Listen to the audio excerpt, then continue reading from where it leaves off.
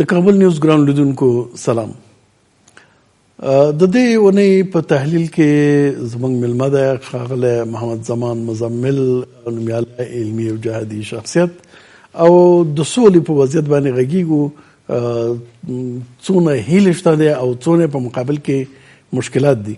خو مخکې دې نه چې بحث ته لاړ شو، یو مختصره گزارش ګورو، راپور ګورو، د هغه نه وروسته خپل بحث پیل کوو. دوحه کې د طالبانو او افغان حکومت د مذاکراتي ټیمونو ترمنځ د بنبس ماتېدو په تړاو تر راپورونو وروسته د سولې په برخه کې دغه پرمختګونه په کور دننه د سیاسي مشرانو له تود هرکلي سره مخ شوي دي. د مصالحې عالي شورا وایي چې د سې شنبې په ورځ د افغانستان پخواني ولسمشر حامد کرزي د مصالحې عالي شورا له رئیس عبدالله سره د سولې برخه کې د وروستیو پرمختګونو په تړاو خبرې وکړې او له دغو پرمختګونو یې هرکلی وکړ. په دې ناسته کې دواړو لوري دوحه کې د سولې مذاکراتو کې له وروستیو پرمختګونو هرکلی وکړ او ټینګار وشو چې له مذاکراتي پلاوي د افغانستان د خلکو هیله دا ده چې د سولې مذاکراتو اصلي مرحلې ته د داخلېدو زمینه برابره کړي. د عبدالله او پخواني ولسمشر ترمنځ مجلس کې له وروستیو پرمختګونو څخه هدف د طرز العمل په جوړولو کې د بنبس ماتول دي. په ورته مهال کابل نیوز ته رسیدلي معلومات ښیي چې دوحه کې د مذاکراتي بنبس تر ماتېدو وروسته د مذاکراتي ټیم مشر معصوم ستانکزی او د سولې برخه کې د ولسمشر ځانګړی استازی عبدالسلام رحیمي چې د سلا مشورو لپاره کابل ته راغلي وو، بیرته دوحې ته روان شوي دي. بل لور ته دوحه کې د سولې له مذاکراتو څخه باخبره سرچینې وایي چې د مذاکراتي پلاوي څلور غړي شریفه زرمتی، حافظ منصور، ایوب انصاري او محمد ناطقي په یوه ځانګړې الوتکه کې کابل ته راغلي او ویل کېږي چې کابل ته د تګ هدف هم شخصي مسایلو ته رسیدګي ده. هغه داسې معنا ورکوي لکه څنګه چې دوی محدودیت وي او په هر شي کې به دوی صلاح او مشوره کوي. دا خبره چې هلته د توافقنامه مبنا وګرځېدله، دا خبره بل ته دوی په کابل کې د رئیس جمهور سره او د باقي نورو خلکو سره شریکوي. ویل کېږي چې د مذاکراتي ټیم مشر معصوم ستانکزي د دوحې تړون مبنا په توګه د بین الافغاني مذاکراتو پر مخ بیولو ترڅنګ نهایي شوي موارد له ولسمشر غني سره شریک کړي دي او ولسمشر غني خپل ملاحظات پکې شامل کړي دي. د ولسي جرګې غړي وایي چې دوحه کې د رامنځته شوي پرمختګ پر وړاندې باید حکومت مخالفت ونه کړي او د افغانانو غوښتنو ته د پام وکړي. دوی وایي چې ولسمشر غني د هغې سولې پروسې کامیابېدل نه غواړي چې د موقتې ادارې د رامنځته کېدو سبب شي او د نوموړي واک له خطر سره مخ شي. بعد از یک انتظار بسیار طولانی هم مذاکرات بین الافغانی شروع میشه و هم او بنبستی در ارتباط با کارشیوه ایجاد شده بود او شکستانده شد. ولی رئیس جمهور ایجاب نمیکنه، رئیس جمهور افغانستان موانع ایجاد بکنه ارتباط. تغییرات راغلي ان شاء الله د صلح د اصلي خبرو لپاره به اوس هغه اصلي اجنډا ته نوځي ان شاء الله د صلح په رابطه باندې خبرې کوي. د افغان دولت او طالبانو مذاکراتي ټیمونو ترمنځ د بنبس تر ماتېدو وروسته اوس د بین الافغاني مذاکراتو پیل ته هیلې ډېرې شوي دي. خو شنونکي وایي حکومت هڅه کوي د سولې مذاکراتو پر وړاندې د موانعو په ایجاد سره دغه پروسه د ډېر وخت لپاره وغځوي. مزمل صاحب ستړي مه شئ، په خیر راغلی، کور مدان سلامت اوسئ. مزمل صاحب یو اوږده مودې بنبس نه وروسته مذاکرات شروع شول او د شروع کېدو سره دواړه یو بنبس سره مخ شول. په دې خبره سره جوړ نه راتلل چې د خبرو اترو اساس به څه وي، طرز العمل د خبرو باندې. لیکن څو ورځې مخکې دغه خبرونه راغلل چې دغه بنبس مات شوی دی، دواړو خواو توافق کړی دی. دا خبر هم راغی چې ستانکزی د قطر نه کابل ته راغی، لیکن د رئیس جمهور ویان وایي چې بنبس نه دی مات شوی او طالبانو غوښتنې چې دي هغه د نظام تغییر دی او څه دي. د رئیس جمهور او د ارګ دغه موقف څنګه، آیا د خبرو سره مخالفت دی، د مذاکرات سره څنګه ارزوي ده؟ ځواک صاحب تاسو ته او ستاسو کارکوونکو ته افغانستان خلکو ته ټول ته خپل احترامات او سلامونه وړاندې کوم. په هر صورت زه فکر کوم چې زمون یو اوږد عمر په دې تیر شو چې یو طرفه دا 50 کاله نارې وهو چې ارګ ملامت ده، ارګ ملامت ده. او متاسفانه چې هر څونه موږ تجدید نظر وکړو په دې مسله باندې، کله د حیا نام سړی ته حیا راشي. زه خپله د 450 نه چې د ارګ په ضد مې خبرې شروع شوي او نه مولا عمر قانع کړم چې د حکومت صحیح ده، نه استاد رباني قانع کړم او نه د کرزي حکومت او د ډاکټر صاحب اشرف غني سره. خو په دې ډېر روانم چې ډېر خراب خلک په څنګ کې راټول کړي. علاقل که سوله هم نه کوله، خو چې خبرې خو د سولې کولې، دوی خو په شکلي لحاظ هم د سولې سره مخالف دي او سړی ډېر خفه شي. موږ دا 50 کاله دا سرپمیر چې شروع کوو د ارګ نه شروع کوو، چې شروع کوو د ارګ نه شروع کوو. د افغانستان د سیاست مرکز دی، تصویر دی. او رښتیا خبرم دا ده چې دا ارګ د افغانستان ارګ نه ده. د نجیب د وخت او د ببرک د وخت نه چې دا ارګ خراب شوی، د دې قلمرو چهاراسیا، بینی شلفگان او سرای خوجه او چوک ارغندی د استاد رباني وخت کې هم دغه شی و. طالبان وخت کې یو موج لږ به تفاوت کړی، خو امنیت خو رانغی، د خلکو اطمینان خو رانغی. اوس هم زه دا وایم چې خلک ډېر امیدوار وو چې طالبانو ارګ به یو طالبانو هم ځان خاموش کړ، ځکه د ارګ نه چې کوم ټیم لاړ دا د ملت ممثل ټیم نه ده. زه ټولو ته احترام لرم، خو طالب سید ډېره غټه وزغمله چې د دونه لویه مسله کې استاد سیاف نه، کرزی نه، حکمتیار، خو قدیم دغه خلک دي، کدی امدادي او هغه پکې نه، دانش پکې نه، د اشرف غني په ماحول کې خو غټان نور هم دي، د زاخلوال یو سوله کې ډېر مشهور سړی ده، دا پکې نه. داسې چې حساب کې هغه چې تللي هغوی ته زه ډېر احترام لرم، خو کوم هیئت چې ډاکټر صاحب انتخاب کړ، موږ هېڅ وخت د دې هیئت په ضد نه یو غږېدلي، مګر د مغه اول نه مینه په دې هیئت رانغله. دوی کې توانمندي نشته. طالب چې دا اپوزیسیون ده، هغه د غره سړی ده، دغه راومول پکار دي، دغه د لاسا کول پکار دي، هغه خفه ده. ته یو د متمدن جهات نه ځې، ته د یو آرام ځای نه ځې، ته د امریکا کومکونه دي عین د ستونې پورې ډک ځې، بیا هغه ته دغه سره دغه معامله خو ولاکه پکاري چې بیا پامپیو راغی یو 2 ورځې چپ و، هغه اوله ورځ 2 ورځې هېڅ ونه ویلې چې یا دا صحیح ده یا ناصحیح ده، پکې چپ و. او امریکا ثالثیم دوی نه مني، خو امنیت هم نشي تامینوای، پوهنتون امنیت نشي نیوای، د خپل امنیت نشي نیوای. دومره اندازې ته چې دا سیمټي خښتې تاسې دې کابل ته راوړي، دا خو د حکومت دپاره د شرم خبره ده. نو زه فکر کوم چې ارګ والا باید پوه شي چې خلک ترې ناراض دي. من خو همیشه د ارګ مخالفینو، من ښه نه ښکارېږو دې تلویزیون کې، ځکه ډېر عمر هم د ارګ په ضد خبرې وکړې، مګر ارګ هم داسې ښکاري هغه چا چې د جګې طبقې خلکو په یو تجربه کې راغلي وو، هغه کودتا او جګړو لرې کړل. بیا په دې افغانستان کې چې نسبي د ولس یو بافت وبدل پې راغلي وو، هغه مشران هم د ډلو مړه کړه.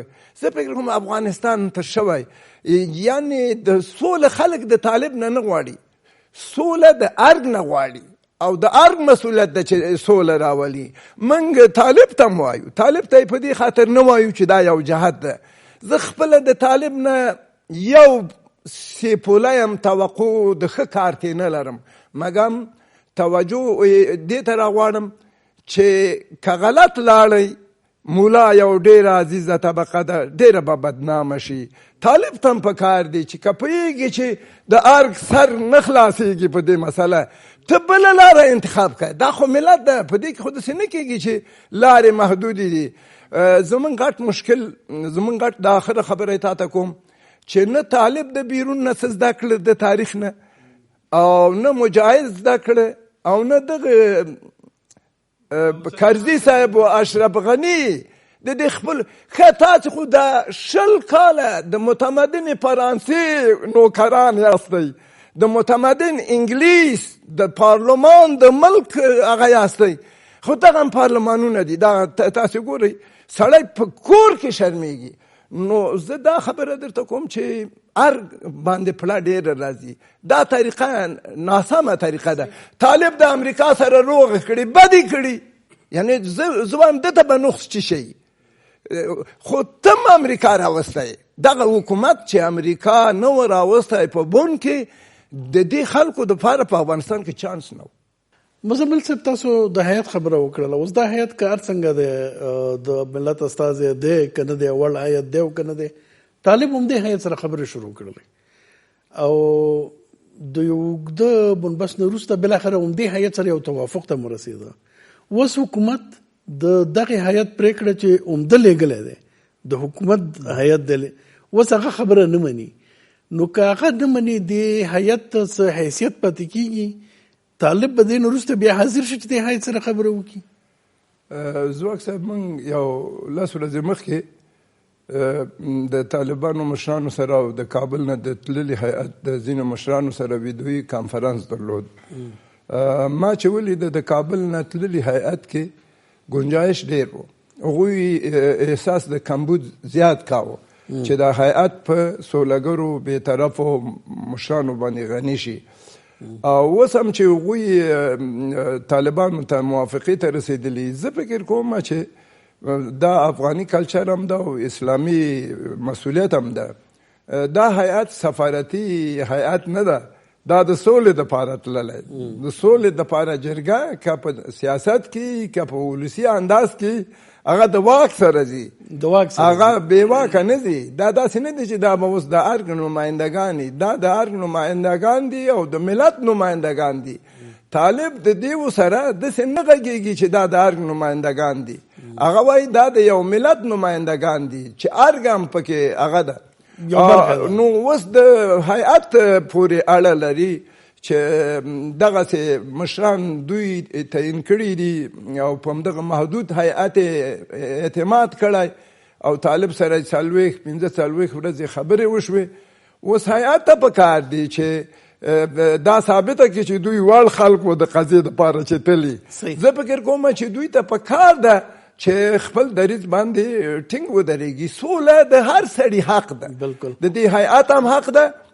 زما د په خدای قسمی که زه په دې آخرو 3 کالو کې بالکل یقین ته رسېدلم، زه د امازون په ځنګل کې ژوند کوم. زه چې ژوندی یم هم د خدای په لطف یم، او چې خلک مړه شول بس د ځنګل ژوند دا ژوند کې مزمل صاحب دستاوردونه نشته. صحیح. اوس د دې برعکس ګورو، که د هیئت خبره نه منل کېږي خو هیئت بې حیثیته کېږي، بې اعتباره کېږي او خپل هغه د لاسه ورکوي. د دې برعکس که هیئت ټینګېږي، یو چې دا خلک اوس همدغه وایي چې نه هغه به څه کېږي چې دغه هیئت او طالبانو توافق کړی، ځکه د امریکا ملاتړ هم دې سره دی. لکه نورو زندانیانو نه نیولې نورو مسایلو کې چې حکومت بالاخره خبره منلې، حکومت به بالاخره دغه توافق مني کوم چې هیئت او طالبانو کړی دی. بیا به نو د حکومت ته څه حیثیت پاتې شي چې د مخالفت کوي او وایي چې د خلکو د غوښتنو خلاف غوښتنې لري طالبان او مخالفت یې وکړي. د رئیس جمهور غیان یادوي مخالفت کوي او د هغه نه وروسته بیرته د حکومت مجبور شي چې همدغه پرېکړه ومني، بیا به د دې حکومت حیثیت څه وي؟ هیئت ته پکار دي چې له طالبانو زده کړي. طالبانو مقاومت وکړه، د امریکا سره فیصله یې پرې ومنله، مقاومت یې وکړه، بالاخره افغاني هیئت ومنله. اوس افغاني هیئت ته پکار ده چې د طالبانو نه زده کړي او که موافقه کړي په خپل موافقه ټینګ ودرېږي. موږ د مجاهدینو په دوران کې د پنډۍ په شورا کې اقانی صاحب د څو مشرانو سره د مولوي نسیم خدای دې وبخي د څو مشرانو سره لال یو څو ورځې کېناستل.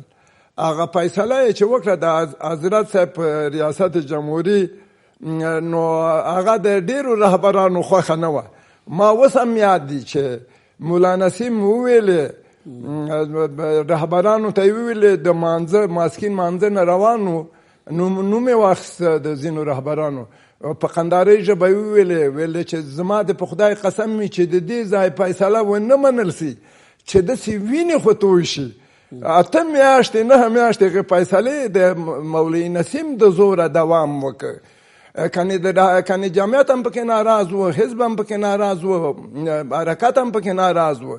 نو زه دا درته وایم چې حیاتو ته په کار دی. نو دې حیات کې مولوي نسیم شته که نه؟ خبر هم دا ده چې په دې حیات کې مولوي نسیم شته که نه. هغه فیصله د حقاني زور و او د مولا نسیم زور و چې په رهبرانو یې ومنله.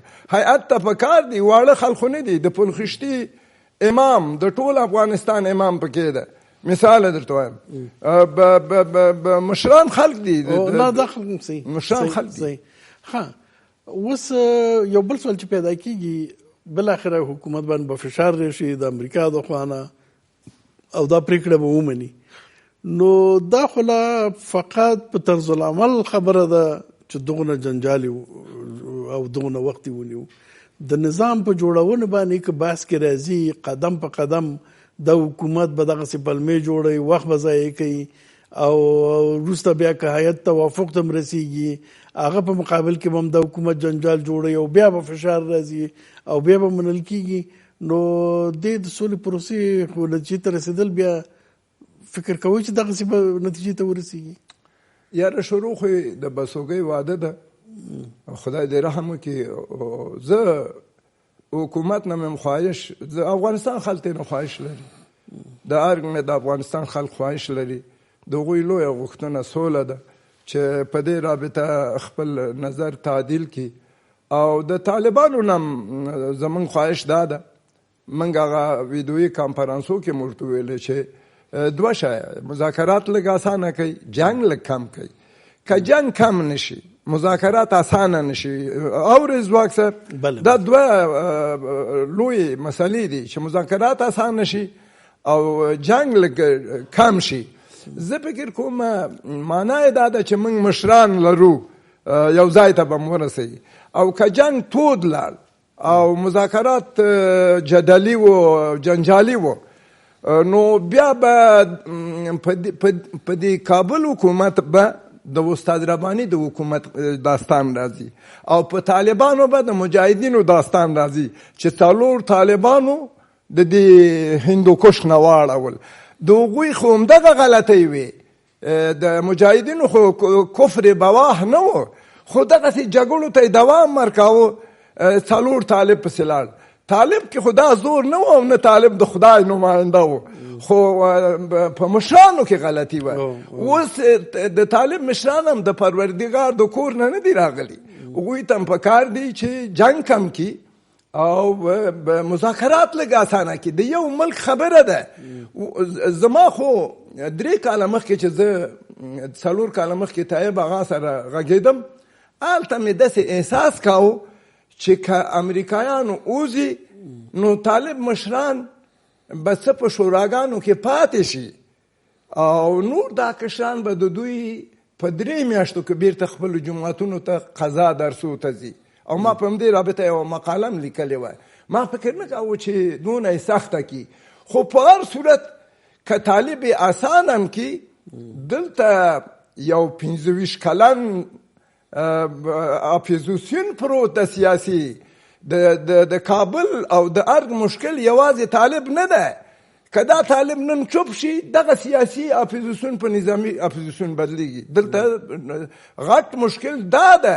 اوس طالب چې اصلاح رانه ولي، د کابل خو بې طالب هم اصلاح نه و. اوس د کابل کې موږ او ستاسې ژوند صحیح ده.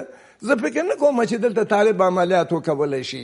دلته دغه داخلي کشمکشونه دي چې موږ پکې مرو.